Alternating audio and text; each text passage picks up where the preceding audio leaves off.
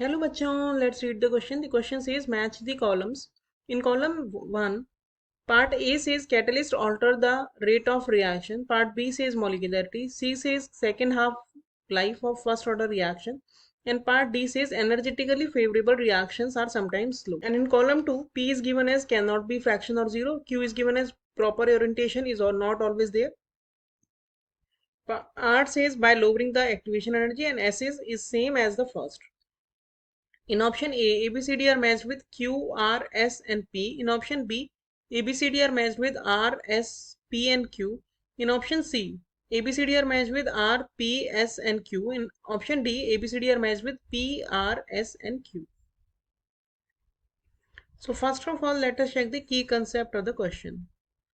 The key concept of this question is that catalysts are the substances which increases the rate of reaction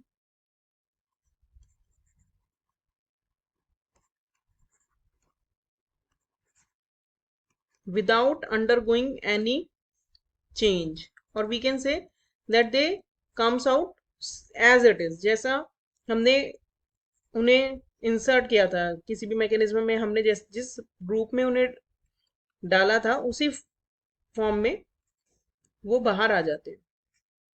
तो basically उनकी structure में कोई basic change नहीं होता, वो होते हैं कैटलिस्ट। और फर्स्ट ऑर्डर रिएक्शन के लिए जो हाफ लाइफ होता है वो उसकी वैल्यू होती है 0.693/K and it does not depend on the initial concentration of the reactant. Suppose A0 initial concentration है तो उसकी पावर 0 पे डिपेंड करते हैं, और हम कहें कि इनिशियल कॉन्सेंट्रेशन पे T half first order reaction के लिए डिपेंड ही नहीं करता है।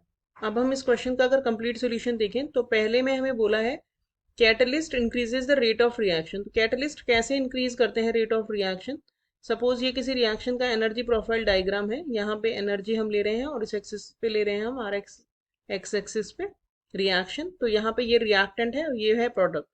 तो रिएक्टेंट से प्रोडक्ट में इस तरह से रिएक्शन जाती है, तो इस एनर्जी को हम बोलते हैं एक्टिवेशन एनर्जी। जो एक्टिवेटेड कॉम्प्लेक्स और रिएक्टेंट के बीच का डिफरेंस होता है उसे हम एक्टिवेशन एनर्जी कहते हैं। ये हमारा रिएक्टेंट है और ये है प्रोडक्ट। अगर अब हम कोई कैटलिस्ट लेते हैं तो कैटलिस्ट क्या करता है कि रिएक्शन को सेम रिएक्शन को न्यू पाथ से लेके जाता है। तो उस वाले केस में क्या होता है कि एक्टिवेशन एनर्जी की वैल्यू जो है वो कम हो जाती है। तो new activation energy is quite lower than the earlier one, इसीलिए रेट ऑफ रिएक्शन जो है इंक्रीज हो जाती है इन प्रेजेंस ऑफ कैटलिस्ट। तो catalyst alter the rate of reaction by lowering the activation energy. तो ए के साथ हमारा हो गया आर। जो बी है उसमें हमें दिया है मॉलिक्यूलैरिटी। मॉलिक्यूलैरिटी होती है number of reactant molecules which are colliding together or which are taking part in a chemical reaction to undergo a chemical reaction, number of reacting molecules। तो आपस में जितने molecules एक ड्यूरिंग अ रिएक्शन आपस में कोलॉइड करते हैं, suppose ये एक रिएक्टेंट मॉलिक्यूल ए है, ये बी है, ये आपस में कोलॉइड कर रहे हैं और प्रोडक्ट बना रहे हैं, तो क्योंकि ये दो हैं इसीलिए हम इन्हें बोलेंगे कि molecularity of the reaction is 2।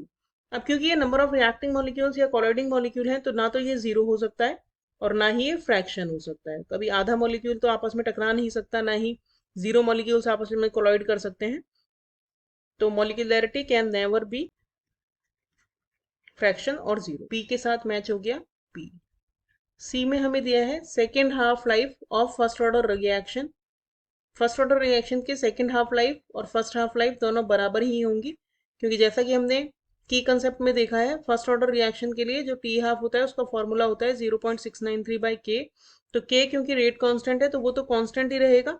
तो आप फर्स्ट हाफ लाइफ कहो या सेकेंड हाफ लाइफ कहो, क्योंकि वो इनिशियल कॉन्सेंट्रेशन पे डिपेंड ही नहीं कर रही है, सिर्फ रेट कांस्टेंट पे डिपेंड कर रही है और रेट कांस्टेंट कांस्टेंट होता है तो टी हाफ लाइफ भी कांस्टेंट रहेगा, इसलिए second half life will be equal to the first one. तो सी के साथ हो गया एस।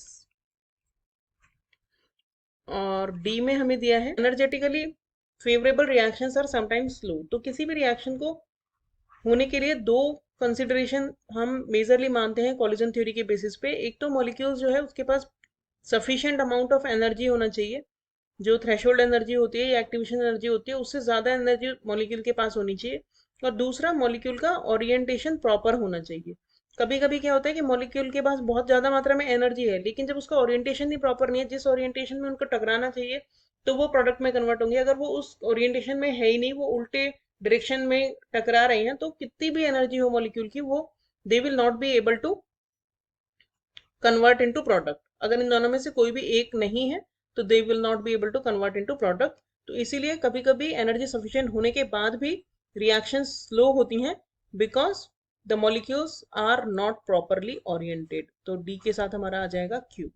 तो हमारी करेक्ट मैचिंग हो गई आरपीएसक्यू। तो आरपीएसक्यू हमें दिया है ऑप्शन सी में, तो हमारा करेक्ट आंसर हो गया option C. Hope you understood the solution well, thank you.